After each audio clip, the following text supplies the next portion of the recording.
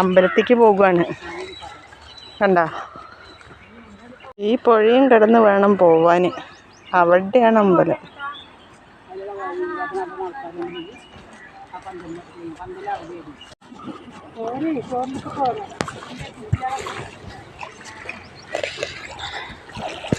പുഴയിൽ വെള്ളം കുറവാണ്.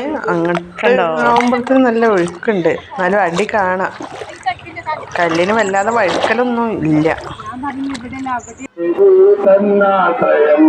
അമ്മയല്ലാതെ മറ്റാരുമില്ല സ്വയം.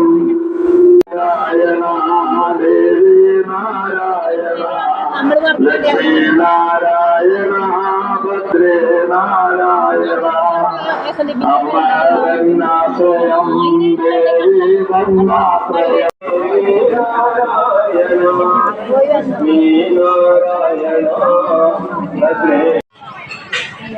പൊങ്കാലൊക്കെ കണ്ട് ചോറും കഴിച്ച് തിരിച്ചു പോന്നു. പായസമൊക്കെ ഉണ്ടായിരുന്നു. സദ്യ നല്ല സൂപ്പറായിരുന്നു.